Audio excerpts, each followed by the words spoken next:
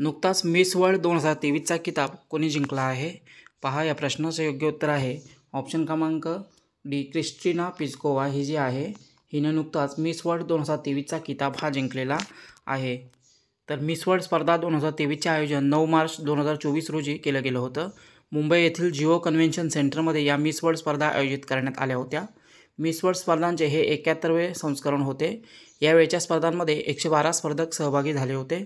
Christina Piskova ही check गणराज्याची स्पर्धक आहे. या स्पर्धेत ती विजेती ठरलेली आहे. तर रनरअप यास्मिना जॅटॉन ही ठरलेली आहे. ही लेबनन या देशाची आहे. भारताकडून या स्पर्धेमध्ये सिनी शेट्टी कर्नाटक हिने भाग घेतला होता. मिस वर्ल्ड स्पर्धांचे आयोजन पहिल्यांदा सन 1951मध्ये करण्यात आले होते. एरिक मोर्ले या मिस वर्ल्ड स्पर्धांचे संस्थापक आहेत. मिस वर्ल्डचे मुख्यालय लंडनमध्ये आहे आणि पहिली मिस वर्ल्ड ठरलेली होती किकी हाकन्सन आणि पहिली भारतीय मिस वर्ल्ड ठरलेली होती रीता फारिया 1966मध्ये. पुढचा प्रश्न पाहूया. नुकताच कसोटी क्रिकेटमध्ये 700 विकेट घेणारा जगातील पहिला वेगवान गोलंदाज कोण ठरला आहे? पहा, या प्रश्नाचं योग्य उत्तर आहे ऑप्शन क्रमांक डी, जेम्स अँडरसन. इंग्लंड या देशाचा वेगवान गोलंदाज जेम्स अँडरसन 700 विकेट घेणारा जगातील पहिला वेगवान गोलंदाज ठरलेला आहे कसोटी क्रिकेटमध्ये. तर इंग्लंडचा वेगवान गोलंदाज आहे जेम्स अँडरसन. 700पेक्षा अधिक विकेट घेण्याचा विक्रम याने केलेला आहे. 700+ विकेट घेणारा जगातील पहिलाच वेगवान गोलंदाज ठरलेला आहे. अँडरसनने आतापर्यंत 187 कसोटी सामने खेळलेले आहेत. 348 इनिंगमध्ये त्याने 700 विकेट घेण्याची कामगिरी केलेली आहे. भारताविरुद्ध 5व्या कसोटी सामन्यामध्ये कुलदीप यादवला बाद करत त्याने ही कामगिरी केली आहे. कसोटी क्रिकेटमध्ये सर्वाधिक विकेट श्रीलंकेच्या मुथय्या मुरलीधरनच्या नावे आहेत. त्याने आतापर्यंत कसोटी क्रिकेटमध्ये 800 विकेट घेतलेल्या आहेत. तर भारताकडून सर्वाधिक कसोटी विकेट या अनिल कुंबळे 619 विकेट यांच्या नावावर आहेत. पुढचा प्रश्न पाहूया. नुकताच भारताने कोणासोबत मुक्त व्यापार आणि आर्थिक भागीदारी संबंधित करार केलेला आहे? प्रश्नाचं योग्य उत्तर आहे ऑप्शन क्रमांक सी, युरोपीय मुक्त व्यापार संघ यांच्यासोबत भारताने नुकताच मुक्त व्यापार आणि आर्थिक भागीदारी संबंधित एक करार केलेला आहे. तर भारताने नवी दिल्लीमध्ये युरोपीय व्यापार संघ अर्थात EFTA सोबत मुक्त व्यापार आणि आर्थिक भागीदारी संबंधित करारावर स्वाक्षऱ्या केलेल्या आहेत. या करारानुसार मुक्त व्यापार संघ भारतामध्ये $100 अरब गुंतवणूक करणार आहे. युरोपियन मुक्त व्यापार संघटनेमध्ये आइसलंड, लिस्टेनटाईन, नॉर्वे आणि स्वित्झर्लंड या देशांचा समावेश आहे. युरोपीय मुक्त व्यापार संघटनेची स्थापना 1960मध्ये करण्यात आली आहे. या संघटनेचे मुख्यालय जिनेव्हा, स्वित्झर्लंड या ठिकाणी आहे. पुढचा प्रश्न पाहूया. पंतप्रधान मोदी यांच्या हस्ते कोणत्या राज्यामध्ये लचित बोरफुकन यांची 125 फूट उंच पुतळ्याचे अनावरण करण्यात आलेलं आहे? प्रश्नाचं योग्य उत्तर आहे ऑप्शन क्रमांक बी, आसाम. आसाम या ठिकाणी लचित बोरफुकन यांची 125 फूटची पुतळा आहे. या पुतळ्याचं अनावरण पंतप्रधान नरेंद्र मोदी यांच्या हस्ते करण्यात आलेलं आहे. तर पंतप्रधान नरेंद्र मोदी यांनी आसाममधील जोरहाट येथे लचित बोरफुकन यांच्या 125 फूट उंच प्रतिमेचे अनावरण केलेलं आहे. या प्रतिमेला स्टॅच्यू ऑफ व्हेलर असे संबोधले जाणार आहे. या पुतळ्याची निर्मिती ही रामवंजी सुतार यांनी केलेली आहे. लचित बोरफुकन हे अहोम साम्राज्य 1228 ते 1826 चे महान सेनापती होते. 1228मध्ये अहोम साम्राज्याची स्थापना झाली होती. लचित बोरफुकन हे 1671च्या सरायघाटच्या लढाईमध्ये त्यांनी त्या सेनेचे प्रतिनिधित्व हे केलेलं होतं. पुढचा प्रश्न पाहूया. नुकताच संतोष ट्रॉफी 2023-24चा किताब कोणत्या संघाने जिंकला आहे? प्रश्नाचं योग्य उत्तर आहे ऑप्शन क्रमांक सी, सर्व्हिसेस. सर्व्हिसेसच्या संघाने संतोष ट्रॉफी 2023-24चा किताब हा जिंकलेला आहे. तर संतोष ट्रॉफी ही जी ट्रॉफी आहे फुटबॉल या खेळाशी संबंधित आहे. 2023-24च्या स्पर्धांचे आयोजन अरुणाचल प्रदेशमध्ये केलं गेलं होतं. यावर्षीचे संतोष ट्रॉफीचे हे 77वे संस्करण होते आणि यावर्षीचा किताब हा सर्व्हिसेसच्या संघाने जिंकलेला आहे. तर या स्पर्धेचा उपविजेता संघ ठरलेला आहे गोवा. या स्पर्धेमध्ये टॉप गोल स्कोरर ठरलेला आहे फिजाम सनाथोई मेइतेई. मणिपूर संघाचा हा खेळाडू आहे. त्याने एकूण 9 गोल केलेले आहेत. तर स्पर्धेतील सर्वश्रेष्ठ खेळाडू ठरलेला आहे समीर मुर्मू. हा सर्व्हिसेस संघाचा खेळाडू आहे. आणि या स्पर्धेमध्ये सर्वश्रेष्ठ गोलकीपर ठरलेला आहे सय्याद बिन अब्दुल कादिर.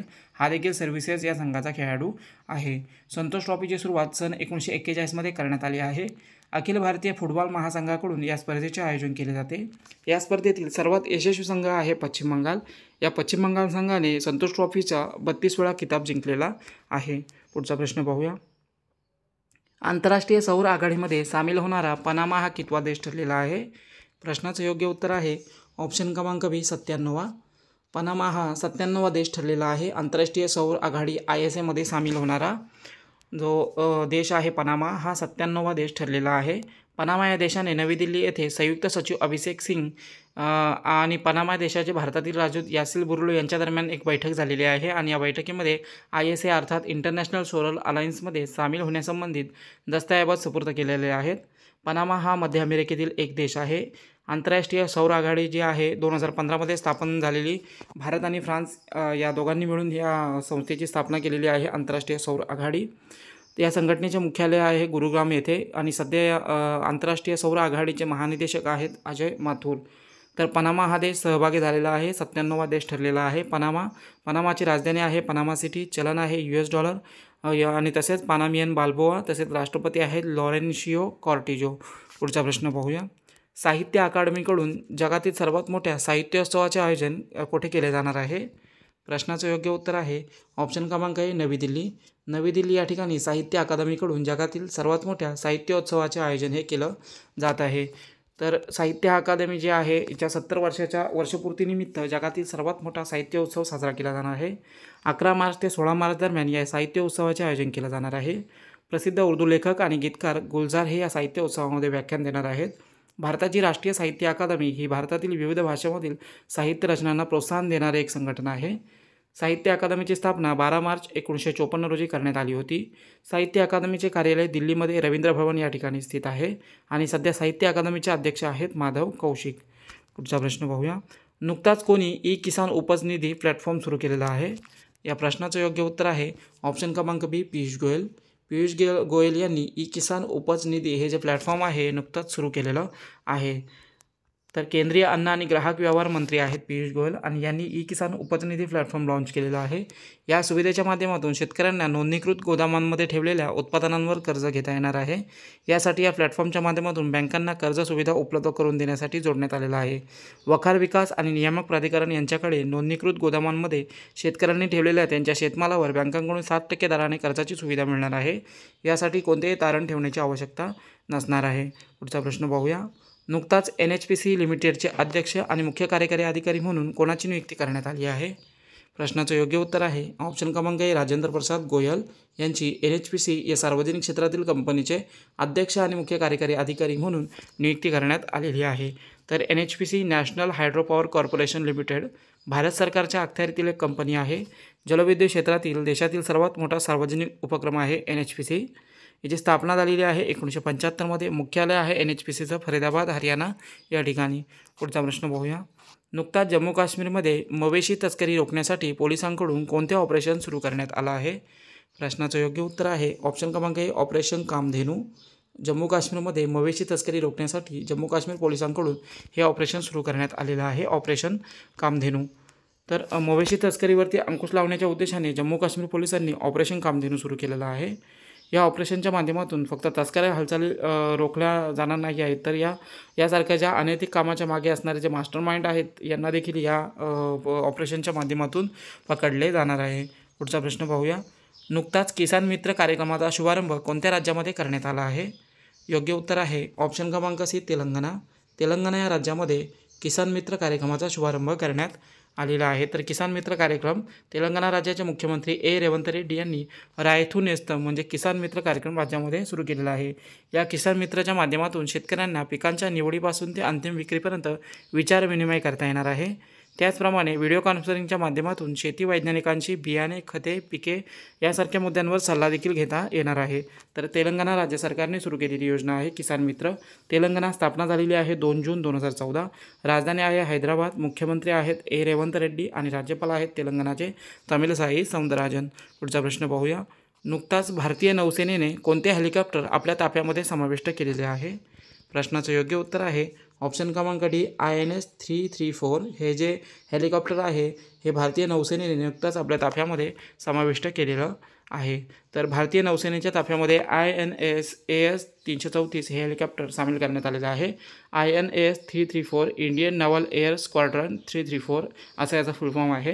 कोची नौसेना एअरबस INS गरुडमध्ये आयोजित एका कार्यक्रमामध्ये या हेलिकॉप्टरचा समावेश केला गेला आहे. त्याचप्रमाणे यावेळी अमेरिकेकडून खरेदी केलेले MS-60R सीहॉक हेलिकॉप्टरला देखील समाविष्ट करण्यात आलेला आहे. तर भारतीय नौसेनेने या हेलिकॉप्टरचा समावेश आपल्या ताफ्यामध्ये केलेला आहे. भारतीय नौसेना स्थापने झालेली आहे 1612मध्ये. घोषवाक्य आहे शमनो वर्णः. नौसेना प्रमुख आहेत ॲडमिरल आर कुमार हरी आणि नौसेना दिवस दरवर्षी देशात साजरा केला जातो 4 डिसेंबर या दिवशी. सरकारने CAA कायदा लागू केला आहे. या कायद्यानुसार कोणत्या देशातून भारतात आलेल्या गैरमुस्लिम शरणार्थींना भारतीय नागरिकत्व दिलं जाणार आहे. तर पहा, CAA कायदा आता नुकताच लागू करण्यात आलेला आहे आणि या कायद्यानुसार आता बांगलादेश, पाकिस्तान आणि अफगाणिस्तान हे वरील जे 3 देश आहेत या देशांमधून गैरमुस्लिम जे शरणार्थी भारतामध्ये आलेले आहेत यांना नागरिकत्व हे दिलं जाणार आहे. तर केंद्र सरकारने 11 मार्च 2024 रोजी एका सिटिझनशिप अमेंडमेंट कायदा जो आहे देशभरामध्ये लागू करण्यासंबंधित नोटिफिकेशन जारी केलेलं आहे. या कायद्यानुसार आता बांगलादेश, पाकिस्तान आणि अफगाणिस्तान देशातून भारतात आलेल्या गैरमुस्लिम शरणार्थींना भारतीय नागरिकत्व मिळणार आहे. भारतीय नागरिकता संशोधन कायदा 2019साठी भारतीय नागरिक कायदा 1955मध्ये बदल करण्यासाठी 2016मध्ये नागरिकता संशोधन विधेयक संसदेमध्ये मांडण्यात आलं होतं. 10 डिसेंबर 2019मध्ये लोकसभेमध्ये आणि दुसऱ्या दिवशी राज्यसभेमध्ये हे विधेयक पास करण्यात आलं होतं. त्यानंतर 12 डिसेंबर 2019 रोजी राष्ट्रपतींची मंजुरी मिळताच या विधेयकाचे कायद्यामध्ये रूपांतरण झाले. भारतीय नागरिकता कायद्यामध्ये आत्तापर्यंत 6 वेळा संशोधन करण्यात आलेलं आहे. 1986, 1992, 2003, 2005, 2015 आणि 2019 या 6 वर्षामध्ये या CAA कायद्यामध्ये सुधारणा करण्यात आलेली आहे. या अगोदर भारतीय नागरिकत्व मिळवण्यासाठी भारतामध्ये 11 वर्षे वास्तव्य करणे आवश्यक होते, परंतु आता हा कालावधी 6 वर्षांचा करण्यात आलेला आहे. पुढचा प्रश्न बघूया. जागतिक स्तरावर मोबाईल उत्पादनामध्ये कोणता देश दुसऱ्या क्रमांकावर पोहोचला आहे? प्रश्नाचं योग्य उत्तर आहे ऑप्शन क्रमांक B, भारत. आपला देश भारत जागतिक स्तरावर मोबाईल उत्पादनामध्ये नुकताच दुसऱ्या क्रमांकावर पोहोचलेला आहे. म्हणजे भारत आता मोबाईल उत्पादनामध्ये द्वितीय क्रमांक भारताने गाठलेला आहे. तर 2014 ते 24 दशकादरम्यान भारत हा मोबाईल उत्पादनामध्ये जगामध्ये दुसऱ्या क्रमांकावर पोहोचलेला आहे. 2014पर्यंत भारताने 2024पर्यंत भारताने 97% आत्मनिर्भरता या क्षेत्रामध्ये प्राप्त केली आहे. भारतात विक्री केले जाणारे मोबाईलांपैकी आता फक्त 3% मोबाईल आयात केले जातात. इंडियन सोलर अँड इलेक्ट्रॉनिक्स असोसिएशननुसार मोबाईल फोन सेक्टरमध्ये 2014पर्यंत 78% आयातीवर आपलं भारतीय मोबाईल सेक्टर हे अवलंबून होतं. पुढचा प्रश्न पाहूया. नुकताच ऑस्कर पुरस्कारांची घोषणा करण्यात आलेली आहे. यामध्ये 2024साठी सर्वोत्कृष्ट चित्रपटाचा पुरस्कार कोणत्या चित्रपटाला प्राप्त झालेला आहे?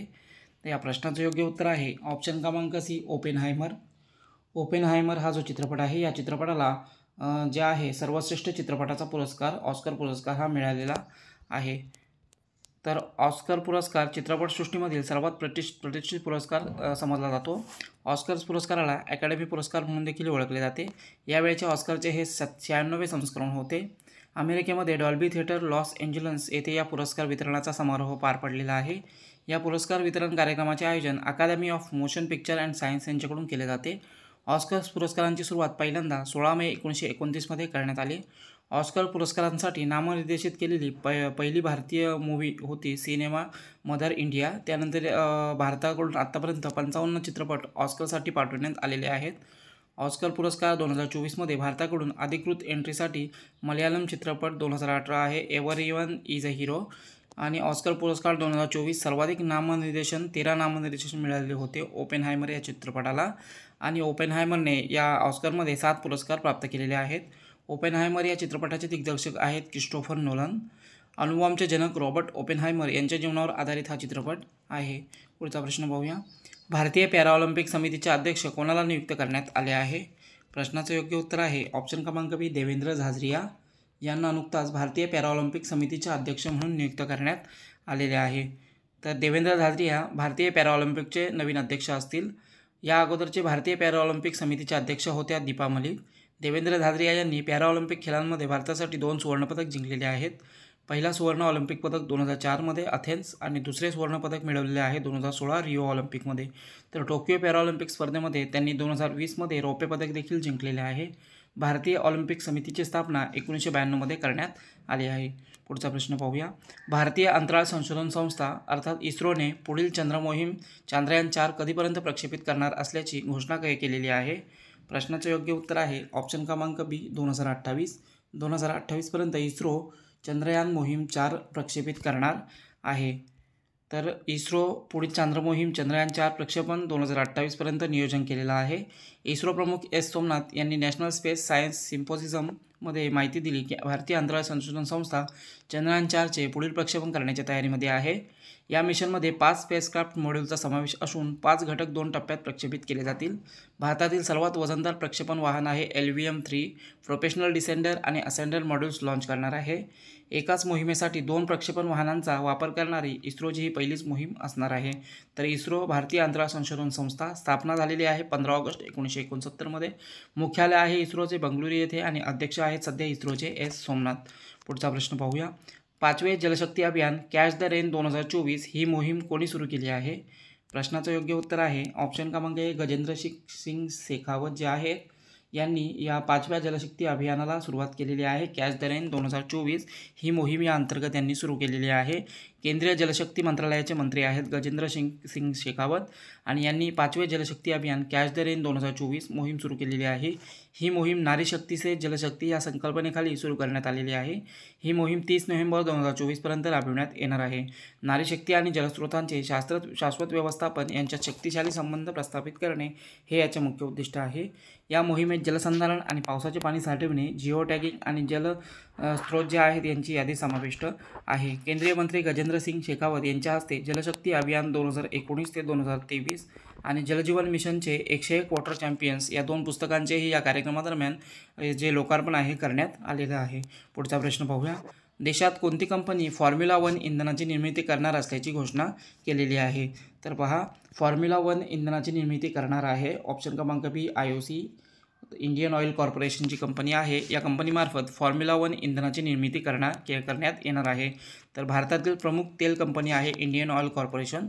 पुढील 3 महिन्यांमध्ये फॉर्म्युला 1 रेसिंग कारसाठी लागणारे इंधन उत्पादन सुरू करणार आहे. ओडिसामधील पारादीप रिफायनरीमध्ये या इंधनाची निर्मिती केली जाणार आहे. तसेच इंडियन ऑइल कॉर्पोरेशन यांनी स्ट्रॉम पेट्रोलचे देखील अनावरण केलेले आहे, जे की उच्च कार्यक्षमतेचे इंधन आहे. मोटार रेसिंगमध्ये स्ट्रॉम पेट्रोलचा वापर केला जातो. तर IOC Indian oil corporation limited स्थापना झालेली आहे 30 जून 1959. मुख्यालय आहे नवी दिल्ली या ठिकाणी आणि अध्यक्ष आहेत IOCचे श्रीकांत माधव वैद्य. पुढचा प्रश्न पाहूया. पंतप्रधान नरेंद्र मोदी यांनी कोणत्या राज्यामध्ये जगातील सर्वात लांब बोगद्याचे लोकार्पण केले आहे? तर पहा, या प्रश्नाचं योग्य उत्तर आहे ऑप्शन क्रमांक C अरुणाचल प्रदेश. अरुणाचल प्रदेशमध्ये नुकताच जगातील सर्वात लांब बोगद्याचे लोकार्पण हे पंतप्रधान नरेंद्र मोदी यांच्या हस्ते करण्यात आलेलं आहे. तर अरुणाचल प्रदेशमधील तवांग येथील सेला बोगद्याचे नुकताच पंतप्रधान नरेंद्र मोदी यांच्या हस्ते लोकार्पण करण्यात आलं आहे. तेजपूर आसाम ते कामेंग अरुणाचल प्रदेश असा या बोगद्याचा मार्ग आहे. हा बोगदा 8.6 किलोमीटर लांबीचा असून या बोगद्यामधून जाताना तासी वेग 80 किलोमीटर प्रति तास निश्चित करण्यात आलेला आहे. या बोगद्याची निर्मिती बॉर्डर रोड ऑर्गनायझेशन यांनी केलेला आहे. 9 फेब्रुवारी 2019 रोजी या बोगद्याचे भूमिपूजन करण्यात आलं होतं. 1 एप्रिल 2024 पासून हा बोगदा वाहतुकीसाठी सुरू होणार आहे. पुढचा प्रश्न पाहूया. नुकताच CISF अर्थात केंद्रीय औद्योगिक सुरक्षा दलाचा कितवा स्थापना दिवस साजरा करण्यात आला? तर प्रश्नाचं योग्य उत्तर आहे ऑप्शन क्रमांक D 55वा. या वर्षीचा हा CISF केंद्रीय औद्योगिक सुरक्षा दलाचा 55वा स्थापना दिवस होता आणि हा नुकताच साजरा करण्यात आलेला आहे. 10 मार्च हा दिवस CISFचा स्थापना दिवस म्हणून साजरा केला जातो आणि यावर्षीचा हा 55वा स्थापना दिवस होता. केंद्रीय औद्योगिक सुरक्षा बळाची स्थापना 10 मार्च 1969 मध्ये करण्यात आली होती. गृह मंत्रालयाच्या अंतर्गत याचे कामकाज चालते. तर CISF स्थापना झालेली आहे 10 मार्च 1969. मुख्यालय आहे नवी दिल्ली आणि सध्या महानिदेशक आहेत CISFच्या नीना सिंग. पुढचा प्रश्न पाहूया. नुकताच बिचोम हा नवीन जिल्हा अस्तित्वात आलेला आहे. हा कोणत्या राज्यातील 27वा जिल्हा ठरलेला आहे? प्रश्नाचं योग्य उत्तर आहे ऑप्शन क्रमांक C अरुणाचल प्रदेश. अरुणाचल प्रदेश या राज्यातील हा 27वा जिल्हा ठरलेला आहे बिचोम आणि या जिल्ह्याची नुकताच निर्मिती करण्यात आलेली आहे. तर अरुणाचल प्रदेश पश्चिम आणि पूर्व कामेंगमधून कोरलेला हा बिचोम राज्यातील 27वा क्रमांकाचा जिल्हा घोषित करण्यात आलेला आहे. फेब्रुवारी 2024 मध्ये राज्य विधानसभेने जिल्हा पुनर्गठन सुधारणा विधेयक 2024 मंजूर केले आणि याद्वारे बिचोम आणि केई पन्योर जिल्ह्याची निर्मिती करण्यात आली आहे. तर बिचोम आणि केई पन्योर हे 2 नवीन जिल्हे तयार झालेले आहेत. बिचोम या नवीन जिल्ह्यामध्ये कामेंगमधील 27 आणि पूर्व कामेंगमधील 28 गावांचा समावेश आहे. तर अरुणाचल प्रदेश संबंधित प्रश्न आहे. अरुणाचल प्रदेश राजधानी आहे इटानगर. मुख्यमंत्री आहेत पेमा खांडू आणि राज्यपाल आहेत अरुणाचल प्रदेशचे त्रिविक्रम पारनाईक. पुढचा प्रश्न पाहूया. नुकतेच महिला दिनानिमित्त कोणत्या राज्याने 4थे महिला धोरण जाहीर केले आहे? प्रश्नाचे योग्य उत्तर आहे ऑप्शन क्रमांक B महाराष्ट्र. महाराष्ट्र राज्याने महिला दिनाचे औचित्य साधून राज्यामध्ये 4थे महिला धोरण नुकताच जाहीर केलेले आहे. तर हे जे धोरण आहे महिलांच्या सर्वांगीण विकासावर आणि संबंधित योजनांच्या प्रभावी अंमलबजावणीवर लक्ष केंद्रित करणारे आहे. पहिले महिला धोरण 1994 दुसरे 2001 आणि तिसरे 2014 जाहीर करण्यात आले होते आणि आता 2024 चौथे महिला धोरण जाहीर करण्यात आलेले आहे. महिला आर्थिक विकास महामंडळाच्या सुवर्णमहोत्सवी वर्षामध्ये 8 मार्च रोजी महिला व बालविकास मंत्री आदिती तटकरे यांनी हे धोरण जाहीर केलेलं आहे. महिला धोरण जाहीर करणारे महाराष्ट्र देशातील पहिलंच राज्य ठरलेलं आहे. महिला धोरण 8 तत्वांवर केंद्रित आहे. एक आहे आरोग्य, पोषण आणि कल्याण. दुसरं लैंगिक आणि लिंग आधारित हिंसा समाप्त करणे. तिसरा आहे शिक्षण आणि कौशल्य. चौथा आहे लिंग प्रतिक्रियाशील आजीविका वाढ. पाचवा आहे लिंग प्रतिसादात्मक शासन आणि राजकीय सहभाग. सहावा आहे लिंग समावेशी पायाभूत सुविधा. सातवा आहे लिंग संवेदनशील नैसर्गिक संसाधन व्यवस्थापन आणि हवामान बदल अनुकूल आणि आपत्ती व्यवस्थापन. आणि आठवं जे आहे महिला आणि मुलींसाठी विशेष क्रीडा धोरण. असे हे धोरण 8 तत्वांवर केंद्रित आहे. पुढचा प्रश्न पाहूया. नुकताच कृषी एकात्मिक आदेश आणि नियंत्रण केंद्राचे उद्घाटन कोणी केले आहे? प्रश्नाचं योग्य उत्तर आहे ऑप्शन क्रमांक बी, अर्जुन मुंडा. अर्जुन मुंडा यांनी कृषी एकात्मिक आदेश आणि नियंत्रण केंद्राचे उद्घाटन नुकताच केलेले आहे. तर केंद्रीय मंत्री आहेत अर्जुन मुंडा आणि यांच्या हस्ते कृषी भवन नवी दिल्ली येथे कृषी एकात्मिक आदेश आणि नियंत्रण केंद्राचे उद्घाटन करण्यात आले आहे. या उपक्रमाचा उद्देश देशभरातील शेतकऱ्यांना आवश्यक माहिती, सेवा आणि सुविधा सक्षम बनवणे हा आहे. देशभरातील शेतकऱ्यांना आत्मनिर्भरता कसे करता येईल या संबंधित हे जे एकात्मिक आदेश आणि नियंत्रण केंद्र आहे याचे प्राथमिक उद्दिष्ट हे आहे. राष्ट्रपती द्रौपदी मुर्मू या कोणत्या देशाच्या राष्ट्रीय दिवसाच्या कार्यक्रमासाठी मुख्य अतिथी म्हणून सहभागी झालेल्या आहेत? तर पहा, या प्रश्नाचं योग्य उत्तर आहे ऑप्शन क्रमांक ए, मॉरिशियस. मॉरिशियस या देशाच्या राष्ट्रीय दिवसाच्या कार्यक्रमासाठी मुख्य अतिथी म्हणून भारताच्या राष्ट्रपती द्रौपदी मुर्मू या सहभागी झालेल्या आहेत. तर राष्ट्रपती द्रौपदी मुर्मू या मॉरिशियस या देशाच्या राष्ट्रीय दिवसानिमित्त आयोजित कार्यक्रमामध्ये प्रमुख अतिथी म्हणून सामील झालेल्या आहेत. दरवर्षी 12 मार्च रोजी मॉरिशियस देशाचा राष्ट्रीय दिवस साजरा केला जातो. मॉरिशियस जो आहे याचा राष्ट्रीय दिवस स्वातंत्र्य दिवस आणि प्रजासत्ताक दिवस म्हणून साजरा केला जातो. 1968 मॉरिशियसला ब्रिटनपासून स्वातंत्र्य मिळाले आणि 1992 मॉरिशियसमध्ये लोकशाही पद्धत लागू झाली. तर सन 2015 देखील मॉरिशियसच्या राष्ट्रीय दिवसाच्या कार्यक्रमासाठी पंतप्रधान नरेंद्र मोदी हे भारताकडून सामील झालेले होते. तर मॉरिशियसची राजधानी आहे पोर्ट लुईस. चलन आहे मॉरिशियस रुपया.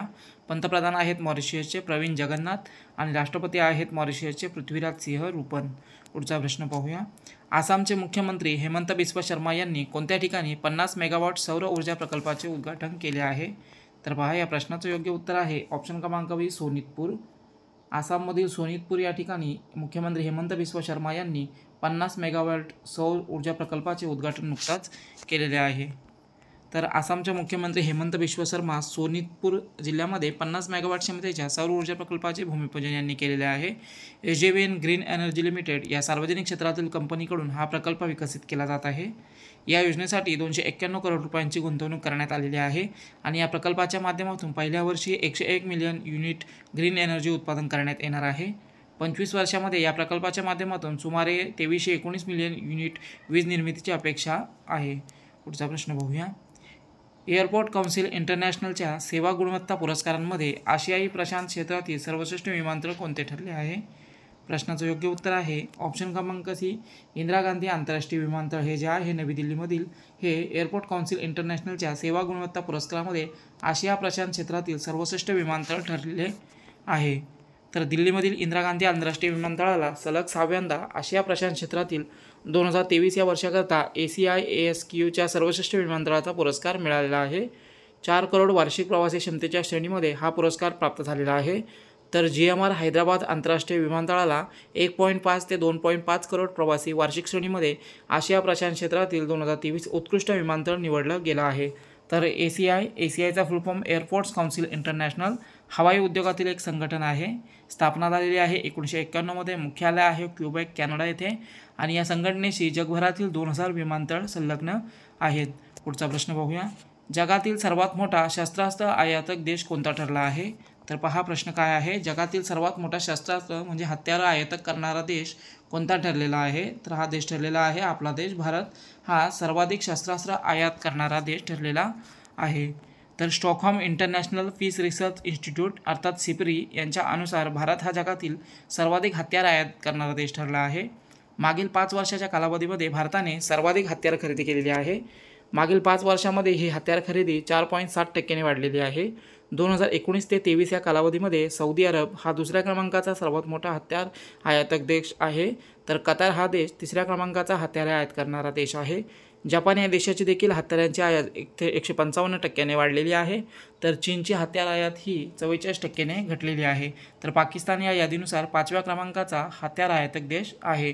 सर्वाधिक शस्त्रास्त्र पुरवठा हा अमेरिकेकडून केला जात आहे 52%, त्यानंतर फ्रान्स 12%, इटली 10% आणि जर्मनी 7.1% इतकी हत्यारांची निर्यात यांच्याकडून केली जाते. पुढचा प्रश्न पाहूया. हरियाणा राज्याचे नवे मुख्यमंत्री म्हणून नुकताच कोणी शपथ घेतली आहे? प्रश्नाचं योग्य उत्तर आहे ऑप्शन क्रमांक सी, नायब सिंह सैनी हे हरियाणा या राज्याचे नवीन मुख्यमंत्री बनलेले आहेत. यांनी नुकताच मुख्यमंत्रीपदाची शपथ घेतलेली आहे. तर हरियाणामध्ये भारतीय जनता पार्टी आणि जननायक जनता पार्टी यांचं सरकार होतं आणि आता ही युती तुटलेली आहे. त्यामुळे मनोहरलाल खट्टर यांना मुख्यमंत्री पदावरून पायउतार व्हावे लागलं होतं. तर BJPच्या विधायक दलाच्या बैठकीमध्ये नायब सिंह सैनी यांची मुख्यमंत्रीपदासाठी निवड करण्यात आलेली आहे. सध्या नायब सिंह सैनी हरियाणा BJPचे अध्यक्ष आहेत. तर हरियाणा विधानसभेमध्ये एकूण 90 सदस्य संख्या आहे आणि बहुमताचा आकडा हा 46 आहे आणि या बहुमताच्या जोरावर आता नायब सिंह सैनी हे BJPकडून मुख्यमंत्रीपदाची यांनी शपथ घेतलेली आहे. तर हरियाणा राज्याची स्थापना झालेली आहे 1 नोव्हेंबर 1966 राजधानी आहे हरियाणा चंदीगड. मुख्यमंत्री आहेत नायब सिंह सैनी, नवीन मुख्यमंत्री नियुक्त झालेले आहेत आणि राज्यपाल आहेत हरियाणाचे बंडारू दत्तात्रेय. पुढचा प्रश्न पाहूया. स्वदेश दर्शन 2.0 योजनेअंतर्गत चित्रकूट घाट येथे अध्यात्माचे अनुभव प्रकल्पाची पायाभरणी कोणी केली आहे? तर पहा, प्रश्नाचं योग्य उत्तर आहे ऑप्शन क्रमांक डी, नरेंद्र मोदी. नरेंद्र मोदी यांनी स्वदेश दर्शन 2.0 योजनेअंतर्गत मध्य प्रदेशमधील हे ठिकाण आहे चित्रकूट घाट आणि या ठिकाणी अध्यात्माचे अनुभव प्रकल्पाची पायाभरणी यांच्या हस्ते करण्यात आलेली आहे.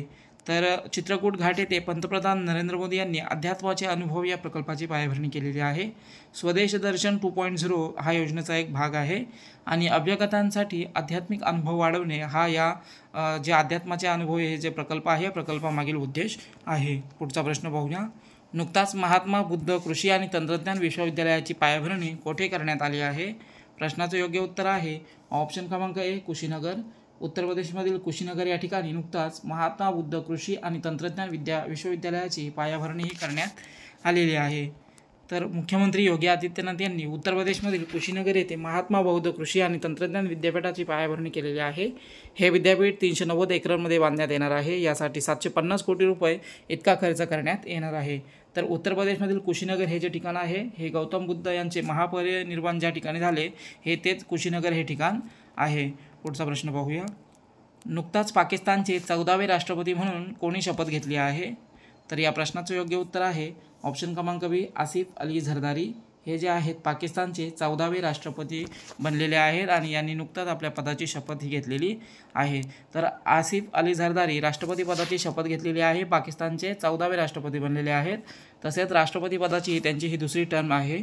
पाकिस्तानचे सरन्यायाधीश आहेत काजी फैज इसा यांनी जे आहे त्यांना राष्ट्रपती भवनामध्ये या राष्ट्रपती पदाची शपथ दिलेली आहे. आसिफ अली झरदारी हे पाकिस्तानच्या माजी आणि पहिल्या महिला पंतप्रधान बेनझीर भुट्टो यांचे पती आहेत. झरदारी यांना नॅशनल असेंब्ली आणि सिनेटमध्ये 225 मते मिळाली आहेत. पुढचा प्रश्न पाहूया. 2024च्या ऑस्कर पुरस्कारांमध्ये सर्वोत्कृष्ट अभिनेत्याचा पुरस्कार कोणाला प्राप्त झाला आहे? प्रश्नाचं योग्य उत्तर आहे ऑप्शन क्रमांक ए, सिलियन मर्फी हा जो आहे अभिनेता, याला या पुरस्कारांमध्ये ऑस्करमध्ये सर्वोत्कृष्ट अभिनेत्याचा पुरस्कार प्रदान करण्यात आलेला आहे. तर अमेरिकेमध्ये डॉल्बी थिएटर लॉस एंजेल्स येथे या पुरस्कार वितरणाचा समारोह पार पडलेला आहे. या पुरस्कार वितरण कार्यक्रमाचे आयोजन academy of motion picture and science यांच्याकडून केले जाते. ऑस्कर पुरस्कारांची सुरुवात पहिल्यांदा 16 मे 1929 करण्यात आली. ऑस्कर पुरस्कार 2024मध्ये सर्वाधिक नामनिर्देशन जे आहेत ओपेनहायमर या चित्रपटाला एकूण 13 नामनिर्देशन मिळाले होते आणि ओपेनहायमरने 7 पुरस्कार या ऑस्करमध्ये जिंकलेले आहेत. ओपेनहायमर या चित्रपटाचे दिग्दर्शक आहेत क्रिस्टोफर नोलन आणि या ओपेनहायमरमधील चित्रपटातील जो अभिनेता आहे सिलियन मर्फी याला हा सर्वोत्कृष्ट अभिनेत्याचा पुरस्कार ऑस्कर देण्यात आलेला आहे. पुढचा प्रश्न पाहूया. नुकतेच इंडिया UK अचिव्हर्स 2024 पुरस्काराने कोणाला सन्मानित करण्यात आले आहे? तर प्रश्नाचं बघा योग्य उत्तर होईल ऑप्शन क्रमांक बी आणि सी, झोया अख्तर आणि अस्मा खान या दोघींना जो आहे इंडिया UK अचिव्हर्स 2024 या पुरस्काराने नुकताच सन्मानित करण्यात आलेला आहे. तर इंडिया UK अचिव्हर्स हा जो आहे वार्षिक पुरस्कार आहे UK कडून हा दिला जातो. प्रसिद्ध चित्रपट निर्मात्या झोया अख्तर आणि ब्रिटिश भारतीय शेफ अस्मा खान यांना लंडन येथे वार्षिक इंडिया UK अचिव्हर्स पुरस्काराने सन्मानित करण्यात आला आहे. झोया अख्तर यांना भारतातील त्यांच्या कार्यासाठी लिव्हिंग लिजेंड पुरस्काराने सन्मानित करण्यात आले आहे. तर झोया अख्तर यांनी लक बाय चान्स, जिंदगी ना मिलेगी दोबारा आणि द अर्चित यांसारख्या चित्रपटांची निर्मिती केलेली आहे.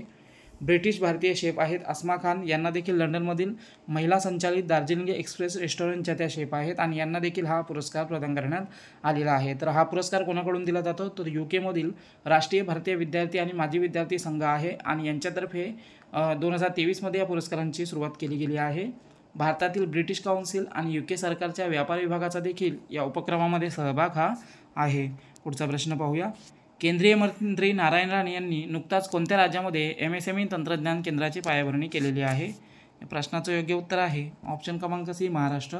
महाराष्ट्र या राज्यामध्ये MSME तंत्रज्ञान केंद्रांची पायाभरणी केलेली आहे. केंद्रीय मंत्री नारायण राणे यांच्या हस्ते हे जे उद्घाटन आहे केंद्राची पायाभरणी करण्यात आलेली आहे. केंद्रीय अवजार मंत्री आहेत नारायण राणे आणि महाराष्ट्रातील सिंधुदुर्ग जिल्ह्यामध्ये MSME तंत्रज्ञान केंद्र सिंधुदुर्ग येथे या केंद्रांची स्थापना करण्यात आलेली आहे, म्हणजे पायाभरणी करण्यात आलेली आहे. यावेळी सिंधुदुर्ग औद्योगिक महोत्सव आणि स्वयंरोजगार परिषदेचे देखील उद्घाटन करण्यात आलेलं आहे. भारत सरकार सूक्ष्म, लघु आणि मध्यम उद्योगांद्वारे तंत्रज्ञानाचा विस्तार करण्यासाठी देशभरामध्ये 20 नवीन तंत्रज्ञान केंद्र आणि 100 विस्तार केंद्रे स्थापन करणार आहे. या केंद्रांसाठी अंदाजे 182 करोड रुपये खर्च केले जाणार आहेत आणि या केंद्रांच्या माध्यमातून सामान्य अभियांत्रिकी आणि अन्न प्रक्रियांसारख्या क्षेत्रांवर लक्ष केंद्रित केलं जाणार आहे. तर MSMEचा फुल फॉर्म काय होतो की सूक्ष्म, लघु आणि मध्यम उद्योग, याला MSME म्हणतात आणि या क्षेत्राच्या विकासासाठी ही केंद्रे महत्त्वाची ठरणार आहेत. पुढचा प्रश्न पाहूया. मिस वर्ल्ड ह्युमॅनिटेरियन पुरस्काराने कोणाला सन्मानित करण्यात आले आहे? प्रश्नाचं योग्य उत्तर आहे ऑप्शन क्रमांक B, नीता अंबानी. नीता अंबानी यांना मिस वर्ल्ड ह्युमॅनिटेरियन पुरस्काराने नुकताच सन्मानित करण्यात आलेला आहे. तर मानवतावादी पुरस्कार आहे हा आणि रिलायन्स फाउंडेशनच्या अध्यक्षा नीता अंबानी यांना 71व्या मिस वर्ल्ड 2023च्या फायनलमध्ये या मानवतावादी पुरस्काराने सन्मानित करण्यात आले आहे.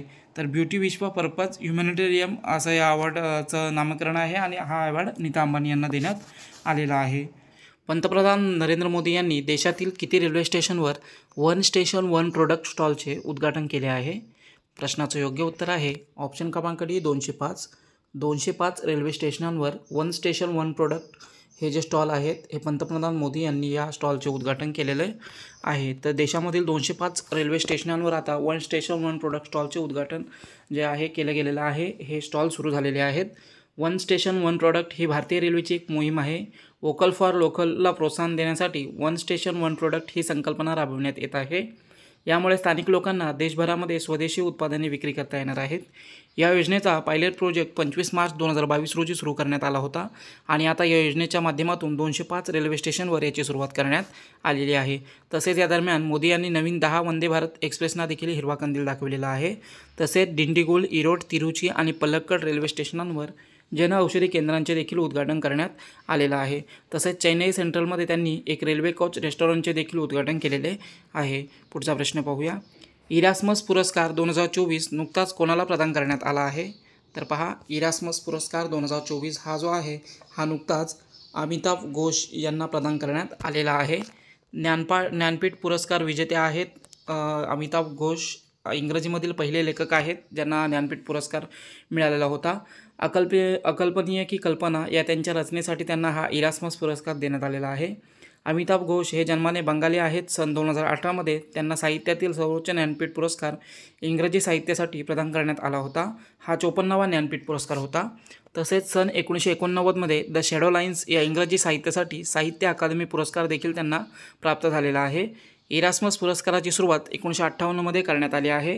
नेदरलँडमधील इरास्मियानम फाउंडेशनकडून हा पुरस्कार प्रदान करण्यात येत असतो. या पुरस्कारामध्ये 1,50,000 युरोचे जे राशी आहे प्रदान केली जाते. पुढचा प्रश्न पाहूया. राष्ट्रीय अनुसूचित जाती आयोगाचे अध्यक्ष कोणाला नियुक्त करण्यात आले आहे? तर पहा, राष्ट्रीय अनुसूचित जाती आयोग जो आहे या आयोगाचे नुकताच नवीन अध्यक्ष नियुक्त करण्यात आलेला आहे. ऑप्शन क्रमांक C, किशोर मकवाना यांना या राष्ट्रीय अनुसूचित जाती आयोगाचे अध्यक्ष नियुक्त करण्यात आलेले आहे. तर किशोर मकवाना नवी दिल्ली येथे राष्ट्रीय अनुसूचित जाती आयोगाच्या अध्यक्षपदाचा पदभार स्वीकारलेला आहे. तसेच लवेश कुमार जे आहेत लवकुश कुमार हे देखील या आयोगाचे सदस्य म्हणून नियुक्त करण्यात आलेले आहेत. किशोर मकवाना हे एक पत्रकार आणि लेखक आहेत. त्यांनी 33पेक्षा अधिक पुस्तकांचे लिखाण केलेले आहे. तसेच गुजरात BJPचे संयुक्त प्रवक्ते म्हणून देखील त्यांनी काम पाहिलेलं आहे. राष्ट्रीय अनुसूचित आयोग हे एक संविधानिक संघटना आहे. अनुसूचित जातींच्या शोषणावर सुरक्षा उपाय करण्याचं काम या आयोगामार्फत केलं जातं. संविधानातील कलम 338 नुसार या आयोगाची निर्मिती करण्यात आलेली आहे. या आयोगामध्ये एक अध्यक्ष, एक उपाध्यक्ष आणि 3 अतिरिक्त सदस्यांचा समावेश असतो. तर राष्ट्रीय अनुसूचित आयोग जो आहे याची स्थापना झालेली आहे 19 फेब्रुवारी 2004 मध्ये. पुढचा प्रश्न पाहूया. सरदार रमेशसिंग अरोरा हे कोणत्या देशातील पहिले शीख मंत्री बनले आहेत? तर पहा, पहिले शीख मंत्री बनलेले आहेत सरदार रमेशसिंग अरोरा. कोणत्या देशामध्ये? तर ऑप्शन क्रमांक बी आहे पाकिस्तान. पाकिस्तान या देशामधील पहिले शीख मंत्री बनलेले आहेत सरदार रमेशसिंग अरोरा. तर सरदार रमेशसिंग अरोरा पाकिस्तान सरकारमध्ये पहिले शीख मंत्री बनलेले आहेत. पाकिस्तानमधील पंजाब प्रांतामधून ते मंत्री बनलेले आहेत. पाकिस्तानच्या प्रांतीय असेंब्लीचे ते 3 वेळा सदस्य देखील राहिलेले आहेत. मुख्यमंत्री मरियम नवाज शरीफ या पंजाब प्रांताच्या पहिल्या महिला मुख्यमंत्री बनलेल्या आहेत आणि त्यांच्या नेतृत्वाखाली पाकिस्तान मुस्लिम लीग पक्षाचे पंजाबमध्ये मंत्रिमंडळ स्थापन झालेले आहे आणि या मंत्रिमंडळामध्ये सरदार रमेशसिंग हे पाकिस्तानमधील पहिले शीख मंत्री बनलेले आहेत. पुढचा प्रश्न पाहूया. भारतातील पहिली स्वदेशी फास्ट ब्रीडर अणुभट्टी कोठे सुरू करण्यात आली आहे? तर पहा, या प्रश्नाचं योग्य उत्तर आहे ऑप्शन क्रमांक आहे तामिळनाडू. तामिळनाडूमध्ये ही स्वदेशी फास्ट ब्रीडर अणुभट्टी नुकताच सुरू करण्यात आलेली आहे. तर तामिळनाडूमधील कल्पक्कम या ठिकाणी भारतातील ही पहिली स्वदेशी फास्ट ब्रीडर अणुभट्टी जी आहे सुरू करण्यात आलेली आहे. याची क्षमता आहे 500 MW इतकी आहे. फास्टर ब्रीडर रिॲक्टर हे थोरियमच्या विपुल साठ्याचा वापर करण्याचे भारताचे जे उद्दिष्ट आहे यामार्फत साध्य होणार आहे. हे तंत्रज्ञान भारतीय नाविकीय विद्युत निगम लिमिटेडद्वारे विकसित केलं जात आहे. या अणुभट्टीमुळे आणीबाणीच्या परिस्थितीमध्ये सुरक्षित शटडाऊन जे आहे ते सुनिश्चित केले जाणार आहेत. तसेच अणुकचरा निर्मिती कमी करणे आणि शाश्वत विकास याद्वारे साधता येणार आहे. पुढचा प्रश्न पाहूया. 2024चा प्रित्झकर पुरस्कार कोणाला देण्यात आला आहे? तर पहा, एक पुरस्काराबद्दल प्रश्न आहे. 2024चा प्रित्झकर पुरस्कार जो आहे हा रिकेन यामामोटो जे आहेत यांना प्रदान करण्यात आलेला आहे. 2024चा प्रित्झकर पुरस्कार जपानी गृहनिर्माण प्रवर्तक आहेत रिकेन यामाटोमो आणि यांना हा प्रित्झकर पुरस्कार 2024 प्रदान करण्यात आलेला आहे. हा पुरस्कार मिळवणारे ते 53 व्यक्ती ठरलेले आहेत. तर जपानमधील ते 90 व्यक्ती आहेत की ज्यांना हा प्रित्झकर पुरस्कार प्राप्त झालेला आहे. या पुरस्काराला स्थापत्यशास्त्राचे नोबेल पारितोषिक म्हणून देखील संबोधले जाते. रिकेन यामामोटो हे नाविन्यपूर्ण गृहनिर्माण प्रकल्प आणि शैक्षणिक संस्थांसाठी प्रसिद्ध व्यक्ती आहेत. पहिल्यांदा हा पुरस्कार सन 1979 मध्ये प्रदान करण्यात आला आहे आणि या पहिल्या पुरस्काराचे मानकरी होते फिलिप जॉन्सन. पुढचा प्रश्न पाहूया. नेताजी सुभाषचंद्र बोस यांच्या जीवनावर आधारित सुभाष अभिनंदन हे डिजिटल प्रदर्शन कोठे सुरू केले आहे? तर पहा, या प्रश्नाचं योग्य उत्तर आहे ऑप्शन क्रमांक बी नवी दिल्ली. नवी दिल्ली या ठिकाणी हे जे सुभाष अभिनंदन डिजिटल प्रदर्शन आहे नेताजी सुभाषचंद्र बोस यांच्या जीवनावर आधारित आहे आणि हे नवी दिल्लीमध्ये हे प्रदर्शन सुरू करण्यात आलेले आहे. तर 11 मार्च 2024 रोजी केंद्रीय कायदा आणि न्यायमंत्री आहेत राम मेघवाल यांनी जे आहे सुभाषचंद्र बोस यांच्या जीवनावर आधारित डिजिटल प्रदर्शन सुभाष अभिनंदन हे सुरू केलेलं आहे. भारतीय राष्ट्रीय अभिलेखागाराच्या 134व्या स्थापना दिनानिमित्त हे प्रदर्शन सुरू करण्यात आलेलं आहे. हे प्रदर्शन नॅशनल आर्काइव्हजमध्ये उपलब्ध कागदपत्रांवर आधारित आहे. यामध्ये सुभाषचंद्र बोस यांच्या जन्मापासून ते त्यांच्या चिरस्थायी वारशापर्यंतचे प्रमुख जे पैलू आहे त्याचा समावेश असलेले 16 विभागामध्ये हे प्रदर्शन जे आहे भरवण्यात आलेलं आहे. पुढचा प्रश्न पाहूया. नुकताच गोरसम कोरा महोत्सव कोणत्या राज्यामध्ये साजरा करण्यात आला आहे? तर हा जो महोत्सव आहे हा आहे अरुणाचल प्रदेशमधील. गोरसम कोरा हा जो महोत्सव आहे अरुणाचल प्रदेशमधील महोत्सव आहे आणि नुकताच हा महोत्सव अरुणाचल प्रदेशमध्ये साजरा करण्यात आलेला आहे. तर अरुणाचल प्रदेशमधील तवंग जिल्ह्यामध्ये जेमिथांग हे जे ठिकाण आहे या ठिकाणामध्ये हा गोरसम कोरा महोत्सव साजरा केला जातो. जगप्रसिद्ध असा हा गोरसम महोत्सव आहे. हा उत्सव भारत आणि भूतान यांच्यामधील मैत्रीचे प्रतीक म्हणून साजरा करण्यात येतो. 2024 या वर्षाच्या या महोत्सवाची जी थीम आहे ही थीम होती झिरो वेस्ट फेस्टिवल. तर अरुणाचल प्रदेशमध्ये हा सण साजरा करण्यात येतो, महोत्सव साजरा करण्यात येतो. अरुणाचल प्रदेश राजधानी आहे इटानगर, मुख्यमंत्री आहेत पेमा खांडू आणि राज्यपाल आहेत सध्या अरुणाचल प्रदेशचे कैवल्य त्रिविक्रम पारनाईक. पुढचा प्रश्न पाहूया. BWH फ्रेंच ओपन पुरुष दुहेरी बॅडमिंटन विजेतेपद कोणी जिंकलेले आहे? तर पहा, हे जे फ्रेंच ओपन पुरुष दुहेरी बॅडमिंटन होती BWH ही जिंकलेली आहे सात्विक साईराज रंकीरेड्डी आणि चिराग शेट्टी ए आणि बी या दोघांनी हे विजेतेपद जिंकलेले आहे BWH फ्रेंच ओपनचे. भारतीय बॅडमिंटनपटू सात्विक साईराज रंकीरेड्डी आणि चिराग शेट्टी यांनी फ्रेंच ओपन पुरुष दुहेरीचे विजेतेपद पटकावलेले आहे. त्यांनी अंतिम फेरीमध्ये चीनच्या तैपेईच्या ली जे हुई आणि यांग पो हसवान यांचा जो आहे पराभव केलेला आहे. या दोघांनीही दुसऱ्यांदा हे फ्रेंच ओपन दुहेरीचे विजेतेपद पटकावलेलं आहे. या अगोदर 2022मध्ये फ्रेंच ओपनचे विजेतेपद या दोघांनी पटकावलेले होते. पुढचा प्रश्न पाहूया. नुकताच महतारी वंदना योजना कोणत्या राज्यामध्ये सुरू करण्यात आली आहे? या प्रश्नाचं योग्य उत्तर आहे ऑप्शन क्रमांक बी छत्तीसगड. छत्तीसगड राज्यामध्ये ही महतारी वंदना योजना जी आहे महिलांसंबंधित ही योजना आहे आणि छत्तीसगडमध्ये नुकताच या योजनेची अंमलबजावणी सुरू झालेली आहे. तर पंतप्रधान नरेंद्र मोदी यांनी छत्तीसगडमध्ये महतारी वंदना योजना सुरू केलेली आहे. या योजनेअंतर्गत छत्तीसगडमधील पात्र विवाहित महिलांना दरमहा 1,00,000 रुपये दिले जातात. या योजनेअंतर्गत 655 कोटी रुपयांचा पहिला हप्ता हस्तांतरित करण्यात आलेला आहे. म्हणजे ज्या पात्र विवाहित महिला आहेत यांना 1,000 रुपये यांच्या खात्यामध्ये टाकले जातात. ही योजना जी आहे 1 जानेवारी 2024पर्यंत 21 वर्ष वयापेक्षा जास्त वयाच्या ज्या विवाहित महिला आहेत या महिलांना या योजनेचा लाभ घेता येणार आहे. त्याचप्रमाणे विधवा, घटस्फोटित आणि निर्जन महिलांना देखील या योजनेचा लाभ घेता येणार आहे. राज्यातील सुमारे 70 लाख महिला या योजनेने लाभान्वित होणार आहेत. पुढचा प्रश्न पाहूया. सत्येंद्र कुमार सिंह यांची कोणत्या राज्याचे लोकायुक्त म्हणून नियुक्ती करण्यात आली आहे? तर पहा, सत्येंद्र कुमार सिंह यांची नियुक्ती करण्यात आलेली आहे लोकायुक्त म्हणून. हे लोकायुक्त बनलेले आहेत ऑप्शन क्रमांक सी मध्य प्रदेश या राज्याचे लोकायुक्त म्हणून सत्येंद्र कुमार सिंह यांची निवड ही करण्यात आलेली आहे. तर न्यायमूर्ती सत्येंद्र कुमार सिंह मध्य प्रदेश राज्याचे नवीन लोकायुक्त असणार आहेत. मध्य प्रदेशचे विद्यमान लोकायुक्त नरेश कुमार गुप्ता यांच्या जागेवर त्यांची नेमणूक करण्यात आलेली आहे. मध्य प्रदेश राज्यामध्ये 1981मध्ये लोकायुक्त स्थापन करण्यात आले होते. लोकायुक्त ही राज्यातील भ्रष्टाचार विरोधी संस्था आहे आणि या संस्थेचे आता अध्यक्ष बनलेले आहेत, नवीन लोकायुक्त बनलेले आहेत सत्येंद्र कुमार सिंग. पुढचा प्रश्न पाहूया. भारतातील पहिल्या एलिव्हेटेड 8 लेन एक्सप्रेसवेचे उद्घाटन कोणी केले आहे? तर या प्रश्नाचे योग्य उत्तर आहे ऑप्शन क्रमांक डी नरेंद्र मोदी. पंतप्रधान नरेंद्र मोदी यांच्या हस्ते या भारतातील पहिल्या एलिव्हेटेड 8 लेन एक्सप्रेसवेचे उद्घाटन हे करण्यात आलेलं आहे. तर पंतप्रधान मोदी यांनी द्वारका द्रुतगती मार्गाच्या हरियाणा विभागाचे उद्घाटन जे आहे केलेलं आहे. द्वारका एक्सप्रेसची एकूण लांबी म्हणजे ह्या एक्सप्रेसचं नाव आहे द्वारका एक्सप्रेस आणि या एक्सप्रेसची जी एकूण लांबी आहे 29 किलोमीटर इतकी आहे आणि त्यापैकी 18.9 किलोमीटरचं जे अंतर आहे हे हरियाणामध्ये आहे आणि उर्वरित 10.1 किलोमीटरचं अंतर जे आहे दिल्लीमध्ये आहे. द्वारका एक्सप्रेसवे हा भारतातील पहिला उन्नत 8 लेन प्रवेश नियंत्रण शहरी एक्सप्रेसवे आहे आणि याचं नुकतंच उद्घाटन हे करण्यात आलेलं. वन नेशन वन इलेक्शन संबंधित विचारविनिमय समितीने आपला अहवाल नुकताच सादर केलेला आहे. या समितीचे अध्यक्ष कोण आहेत?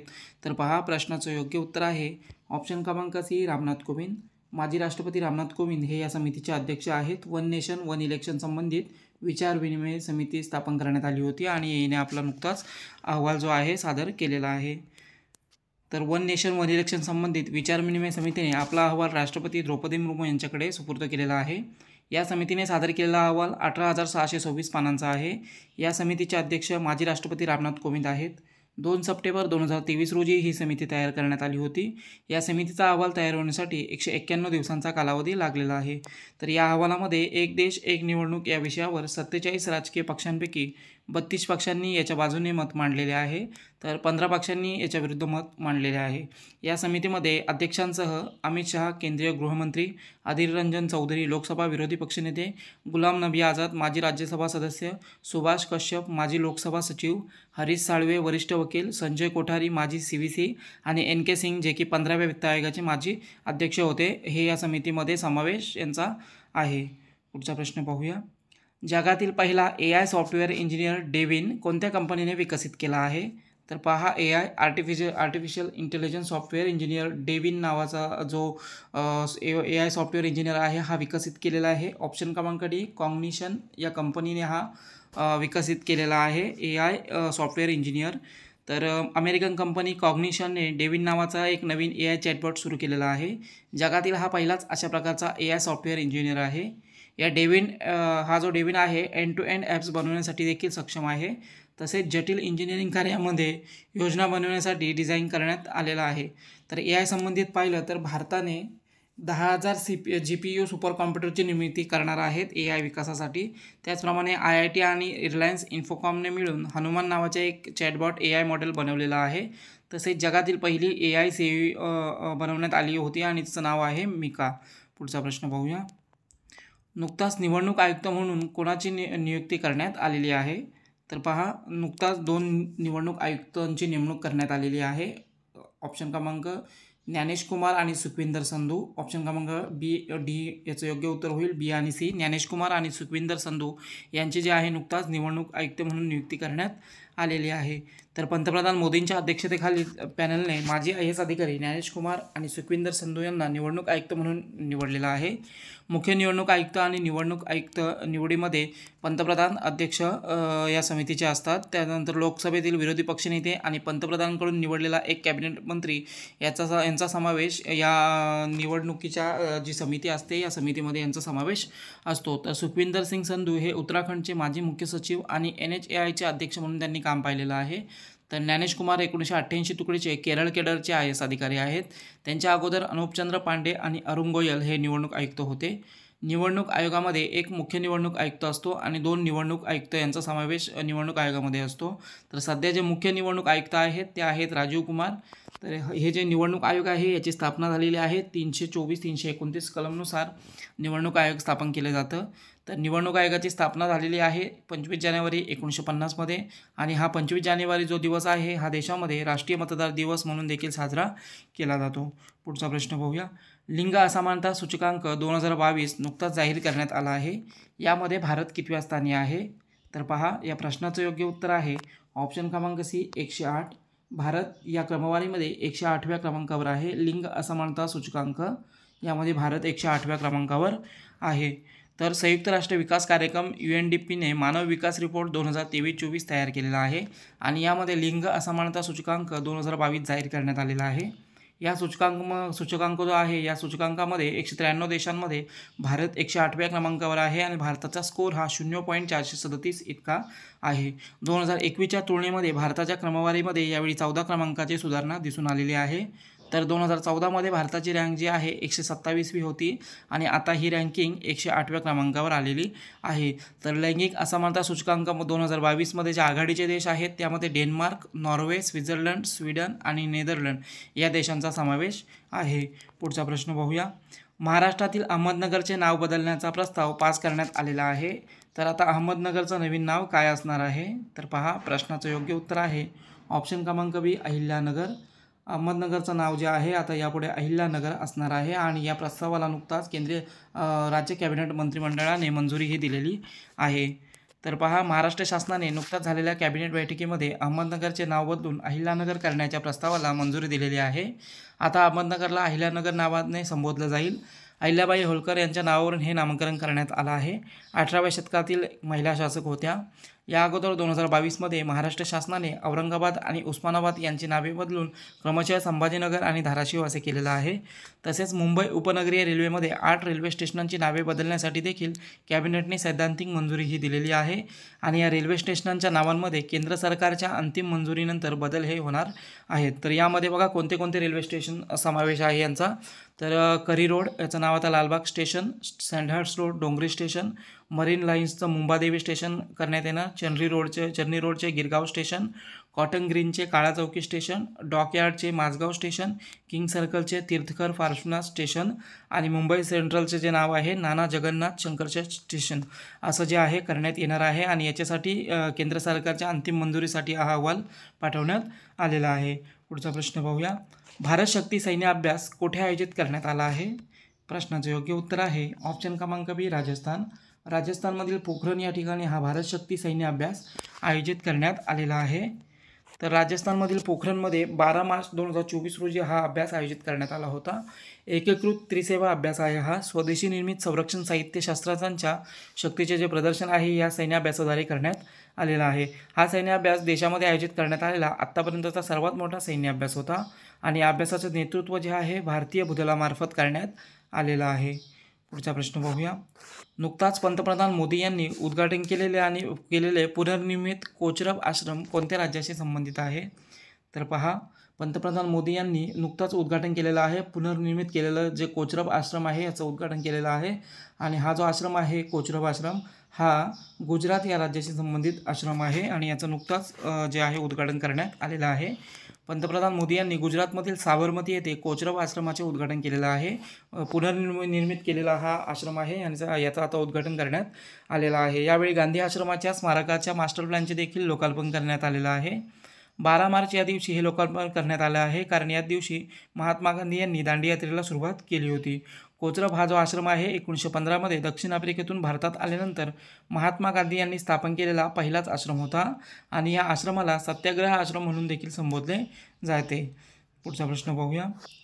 अर्ली चाइल्डहुड केअर आणि एज्युकेशनसाठी राष्ट्रीय अभ्यासक्रम कोणत्या मंत्रालयाकडून सुरू करण्यात आला आहे?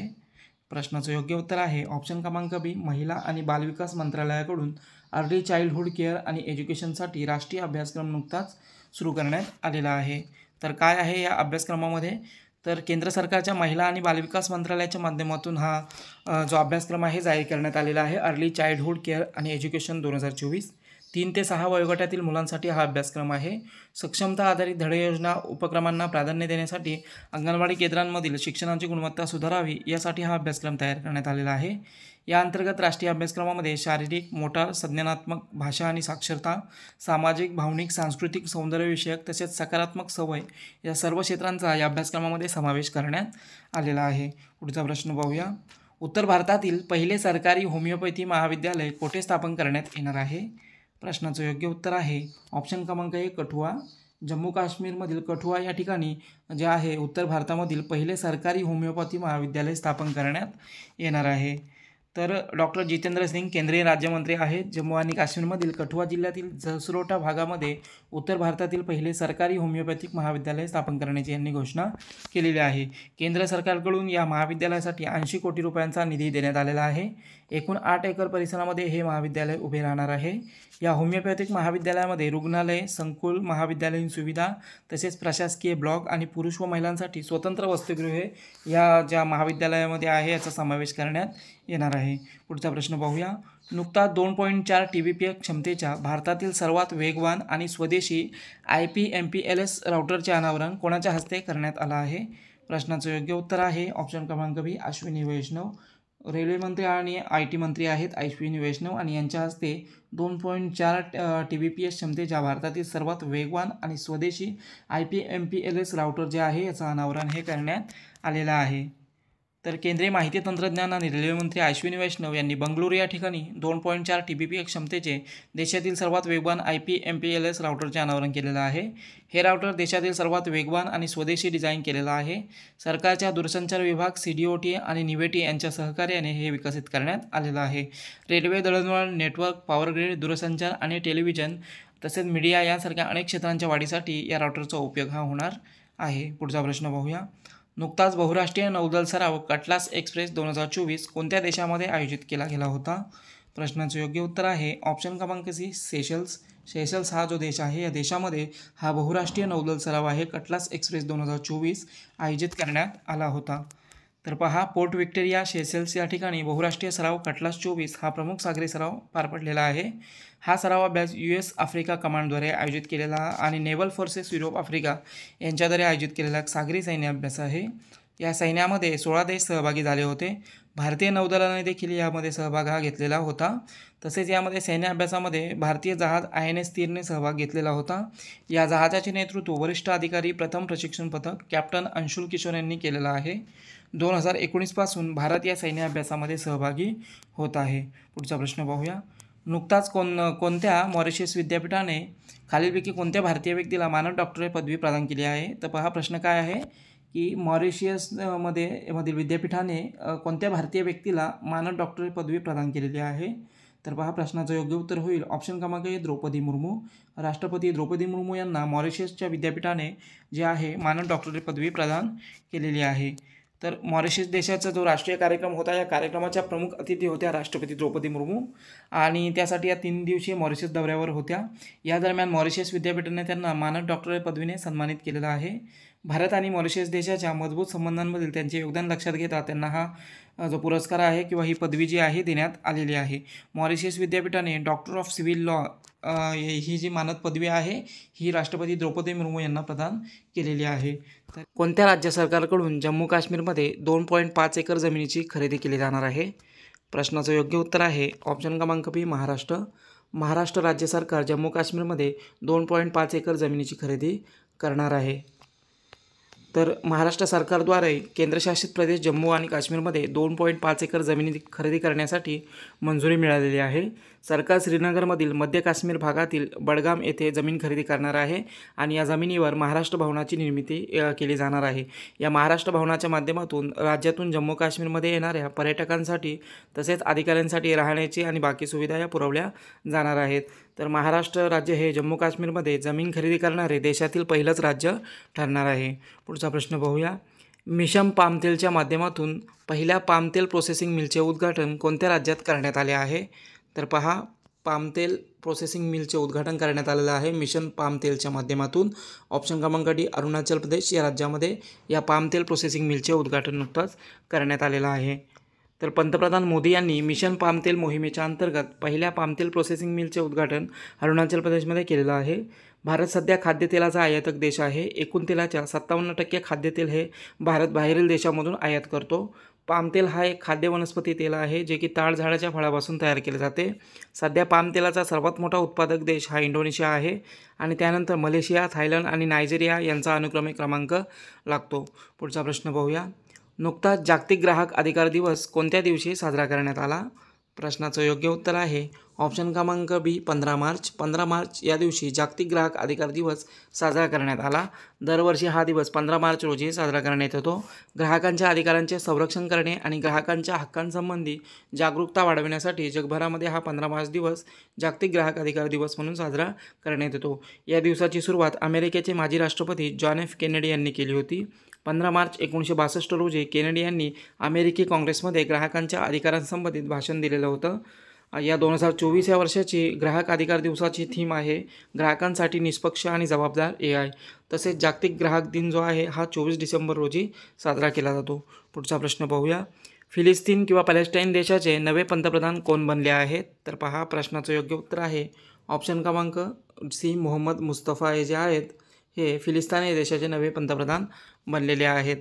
तर मोहम्मद मुस्तफा फिलिस्तीन देशाचे नवीन पंतप्रधान असणार आहेत. राष्ट्रपती मोहम्मद अब्बास यांनी त्यांना पंतप्रधान म्हणून नियुक्त केलेलं आहे. मोहम्मद मुस्तफा यांच्या अगोदर मोहम्मद साताय हे फिलिस्तीनचे पंतप्रधान होते. मोहम्मद साताय यांनी गाझापट्टीमध्ये सतत होणाऱ्या फिलिस्तीनियांच्यावरील हमल्यांमुळे आपल्या पदाचा राजीनामा दिलेला होता. मोहम्मद मुस्तफा यांनी 2014मध्ये गाझावर इस्रायलने केलेल्या हमल्यानंतर पुनर्निर्माणमध्ये महत्त्वाची भूमिका पार पाडलेली होती आणि आता त्यांची पंतप्रधान म्हणून नियुक्ती करण्यात आलेली आहे. तर फिलिस्तीन किंवा पॅलेस्टाईन राजधानी आहे जेरुसलेम. चलन येथे 3 प्रकारचे चलन वापरले जाते: Egypt pound, Israeli new shekel, Jordanian dinar. सध्या राष्ट्रपती आहेत मोहम्मद अब्बास आणि पंतप्रधान आहेत मोहम्मद मुस्तफा. पुढचा प्रश्न पाहूया. नुकताच संकलन ॲप्लिकेशन कोणी सुरू केले आहे? प्रश्नाचं योग्य उत्तर आहे ऑप्शन क्रमांक डी अमित शहा. केंद्रीय गृहमंत्री आणि सहकार मंत्री अमित शहा यांनी हे संकलन ॲप्लिकेशन सुरू केलेलं आहे. तर संकलन ॲप्लिकेशन हे एक गुन्हे प्रकरण व्यवस्थापन प्रणाली देखील त्यांनी जे आहे याचं देखील उद्घाटन केलेलं आहे आणि एक मोबाईल ॲप्लिकेशन संकलन सुरू केलेलं आहे. हे ॲप्लिकेशन जुन्या आणि नवीन आपराधिक कायद्यांमध्ये एक पूल म्हणून नवीन आपराधिक कायद्यांच्या माध्यमातून नेव्हिगेट करण्यासाठी या ॲप्लिकेशनला डिझाईन केलं गेलं आहे. तर केंद्रीय गृहमंत्री आणि सहकार मंत्री जे आहेत अमित शहा यांनी ह्या ॲप्लिकेशनचं उद्घाटन हे केलेलं आहे. पुढचा प्रश्न पाहूया. रणजी ट्रॉफी 2023-24चा किताब कोणी जिंकला आहे?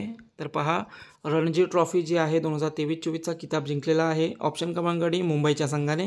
मुंबई संघाने 2023-24चा रणजी ट्रॉफी जी आहे जिंकलेली आहे. तर क्रिकेट रणजी ट्रॉफी 2023-24चा अंतिम सामना मुंबई आणि विदर्भ संघ यांच्या दरम्यान झाला. या सामन्यामध्ये मुंबई संघाने विदर्भ संघाला 169 रन्सने हरवत हा सामना जिंकलेला आहे. हा अंतिम सामना मुंबई येथील वानखेडे स्टेडियमवर पार पडला. मुंबई 42व्यांदा रणजी ट्रॉफी विजेता ठरलेला आहे. मुंबई रणजी संघाचा कर्णधार होता अजिंक्य रहाणे, तर विदर्भ संघाचा कर्णधार होता अक्षय वाडकर. तर रणजी ट्रॉफी 2023-24चा प्लेअर ऑफ द टुर्नामेंट ठरलेला आहे तनुष कोटियन मुंबई संघाचा. त्यानंतर सर्वाधिक धावा केलेल्या आहेत रिकी भोई 902 आंध्र प्रदेश संघाचा खेळाडू आहे. तर सर्वाधिक विकेट या आर साई किशोर याने 53 विकेट घेतलेल्या आहेत आणि हा तामिळनाडू या संघाचा खेळाडू आहे. तर रणजी ट्रॉफीचं हे जे आहे 2023-24चं संस्करण जे आहे हे 89वे संस्करण होते. आयोजन 5 जानेवारी ते 14 मार्चपर्यंत पार पडलेलं आहे आणि रणजी ट्रॉफी जे आहे BCCIकडून आयोजित केले जाते. पुढचा प्रश्न पाहूया.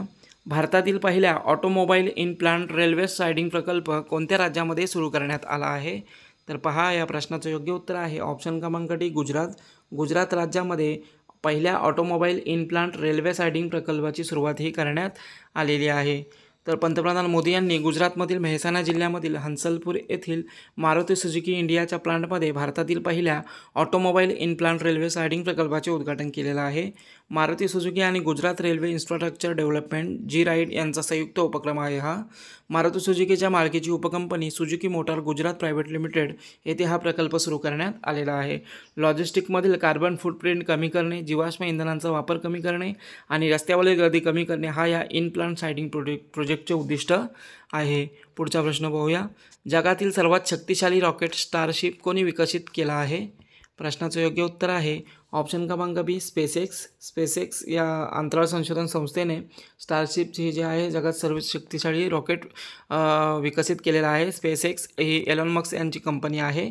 जगातील सर्वात शक्तिशाली रॉकेट स्टारशिप 14 मार्च 2023 रोजी संध्याकाळी 6:55 वाजता टेक्सासमधील बोका चिका येथून लॉन्च करण्यात आलेला आहे. एलॉन मस्क यांची कंपनी स्पेसएक्सने हा रॉकेट विकसित केलेला आहे. स्टारशिप स्पेसक्राफ्ट आणि सुपर हेवी रॉकेट मिळून हे स्टारशिप रॉकेट बनवण्यात आलेलं आहे. या रॉकेटची उंची जी आहे 397 फूट इतकी आहे. तसेच हे रॉकेट पूर्णपणे रियुजेबल आणि 150 टन वजन घेऊन जाण्यासाठी सक्षम आहे. स्टारशिप सिस्टीम 100 लोकांना एकसाथ मंगळ ग्रहावर देखील घेऊन जाण्यासाठी सक्षम आहे. तर स्पेसएक्स कंपनी स्थापना झालेली आहे 2002 मध्ये आणि याचे संस्थापक आहेत एलन मस्क. पुढचा प्रश्न पाहूया. संयुक्त आर्थिक आणि व्यापार समिती स्थापन करण्यासाठी भारताने नुकताच कोणत्या देशासोबत करार केलेला आहे? प्रश्नाचं योग्य उत्तर आहे ऑप्शन क्रमांक सी डोमिनिकन रिपब्लिक. हा जो देश आहे या देशासोबत भारताने नुकताच संयुक्त आर्थिक आणि व्यापार समिती स्थापन करण्यासाठी करार हा केलेला आहे. तर भारताने संयुक्त आर्थिक आणि व्यापार समिती जेटको स्थापन करण्यासाठी प्रोटोकॉलवरती स्वाक्षरीही केलेली आहे. केंद्रीय मंत्रिमंडळाने 24 जानेवारी 2024 रोजी या संयुक्त आर्थिक आणि व्यापार समिती स्थापनेसाठीचा जो प्रोटोकॉल आहे यावर स्वाक्षरी करण्याच्या प्रस्तावाला मंजुरीही दिलेली होती. तो डोमिनिकन रिपब्लिक हा एक कॅरिबियन देश आहे. या देशाची राजधानी आहे सांटो डोमिंगो. चलन आहे डोमिनिकन पेसो आणि सध्या डोमिनिकन रिपब्लिकचे राष्ट्रपती आहेत लुईस अबिनाडर. पुढचा प्रश्न पाहूया. दिल्ली ग्रामोदय प्रकल्पाचे उद्घाटन खालीलपैकी कोणी केले आहे? प्रश्नाचं योग्य उत्तर आहे ऑप्शन क्रमांक डी अमित शहा. अमित शहा यांनी या दिल्ली ग्रामोदय प्रकल्पाचे उद्घाटन केलेलं आहे. तर दिल्ली ग्रामोदय जी योजना आहे या अभियानांतर्गत दिल्लीमधील 41 गावांमध्ये पाईप नॅचरल गॅस म्हणजे PNG सुविधा आणि 178 गावांमध्ये या योजनांच्या माध्यमातून विविध विकास कामांच्या प्रकल्पांचे उद्घाटन हे केलेलं आहे. दिल्लीमधील ग्रामीण भागात पायाभूत सुविधा आणि जीवनमान उंचावण्याच्या उद्देशाने हा प्रकल्प सुरू करण्यात आलेला आहे. या अभियानासाठी 960 कोटी रुपयांचा निधीची तरतूद जी आहे करण्यात आलेली आहे. इंद्रप्रस्थ गॅस लिमिटेडच्या माध्यमातून 20 कोटी रुपये खर्च करून 41 गावांमध्ये PNG पुरवठा सुरू करण्यात आलेला आहे. पुढचा प्रश्न पाहूया. निंगल नालामा योजना कोणत्या राज्य सरकारने सुरू केली आहे? तर पहा या प्रश्नाचं योग्य उत्तर आहे ऑप्शन क्रमांक सी तामिळनाडू. तामिळनाडू राज्य सरकारने ही निंगल नालामा योजना सुरू केलेली आहे. निंगल नालामा याचा मराठी अर्थ होतो तुम्ही बरे आहात का? तर तामिळनाडू राज्य सरकारची ही योजना आहे निंगल नालामा. प्रमुख योजनांच्या अंमलबजावणीचा आढावा घेणे आणि सार्वजनिक तक्रारींचे निवारण करणे या उद्देशाने ही योजना सुरू करण्यात आलेली आहे. निंगल नालामा योजनेच्या माध्यमातून लोकांची सरकारी योजनांसंबंधित काही अडथळे असल्यास ते दूर करण्यासाठी ते संपर्क साधला जाणार आहे. तर तामिळनाडू राज्य सरकारने सुरू केलेली योजना आहे. तामिळनाडू राजधानी आहे चेन्नई. मुख्यमंत्री आहेत MK स्टॅलिन आणि राज्यपाल आहेत RN रवी. पुढचा प्रश्न पाहूया. नुकताच इंडिया ओव्हरसीज बँकेचे कार्यकारी संचालक म्हणून कोणाची नियुक्ती करण्यात आली आहे? प्रश्नाचं योग्य उत्तर आहे ऑप्शन क्रमांक C Dhanraj T. Dhanraj T जे आहेत यांची नुकताच इंडिया ओव्हरसीज बँकेचे कार्यकारी संचालक म्हणून नियुक्तीही करण्यात आलेली आहे. तर धनराज टी इंडियन ओव्हरसीज बँकेचे नवे कार्यकारी संचालक असणार आहेत. पुढील 3 वर्षाकरता त्यांची नियुक्ती करण्यात आलेली आहे. यापूर्वी त्यांनी इंडियन बँकेचे मुख्य महाव्यवस्थापक म्हणून देखील काम पाहिलेलं आहे. तर इंडियन ओव्हरसीज बँक या बँकेची स्थापना झालेली आहे 10 फेब्रुवारी 1937 मध्ये. मुख्यालय आहे चेन्नई या ठिकाणी. MD आणि CEO आहेत अजय श्रीवास्तव.